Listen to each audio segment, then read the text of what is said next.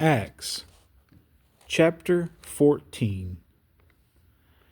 Now it happened in Iconium that they went together to the synagogue of the Jews, and so spoke that a great multitude both of the Jews and of the Greeks believed. But the unbelieving Jews stirred up the Gentiles and poisoned their minds against the brethren. Therefore they stayed there a long time, speaking boldly in the Lord, who was bearing witness to the word of his grace, granting signs and wonders to be done by their hands. But the multitude of the city was divided. Part sided with the Jews, and part with the apostles. And when a violent attempt was made by both the Gentiles and Jews, with their rulers, to abuse and stone them, they became aware of it and fled to Lystra and Derbe, cities of Lycaonia, and to the surrounding region. And they were preaching the gospel there. And in Lystra, a certain man without strength in his feet was sitting, a cripple from his mother's womb, who had never walked. This man heard Paul speaking. Paul, observing him intently, and seeing that he had faith to be healed, said with a loud voice, "Stand up straight on your feet." And he leaped and walked.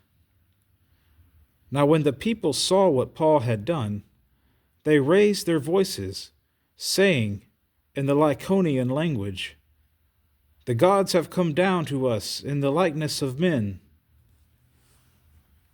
And Barnabas they called Zeus, and Paul Hermes, because he was the chief speaker.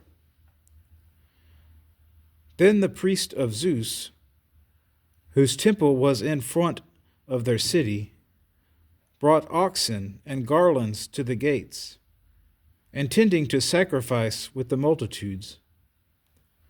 But when the apostles Barnabas and Paul heard this, they tore their clothes and ran in among the multitude, crying out and saying, "Men, why are you doing these things? We also are men with the same nature as you, and preach to you that you should turn from these useless things to the living God, who made the heaven, the earth, the sea, and all things that are in them, who in bygone generations allowed all nations to walk in their own ways. Nevertheless, he did not leave himself without witness, in that he did good, gave us rain from heaven, and fruitful seasons, filling our hearts with food and gladness." And with these sayings they could scarcely restrain the multitudes from sacrificing to them. Then Jews from Antioch and Iconium came there, and having persuaded the multitudes, they stoned Paul and dragged him out of the city, supposing him to be dead. However, when the disciples gathered around him, he rose up and went into the city. And the next day he departed with Barnabas to Derbe. And when they had preached the gospel to that city, and made many disciples, they returned to Lystra, Iconium, and Antioch, strengthening the souls of the disciples, exhorting them to continue in the faith, and saying, "We must through many tribulations enter the kingdom of God." So when they had appointed elders in every church, and prayed with fasting, they commended them to the Lord in whom they had believed. And after they had passed through Pisidia, they came to Pamphylia. Now when they had preached the word in Perga, they went down to Attalia. From there they sailed to Antioch, where they had been commended to the grace of God for the work which they had completed.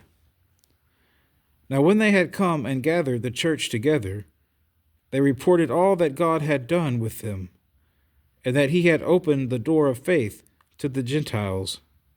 So they stayed there a long time with the disciples.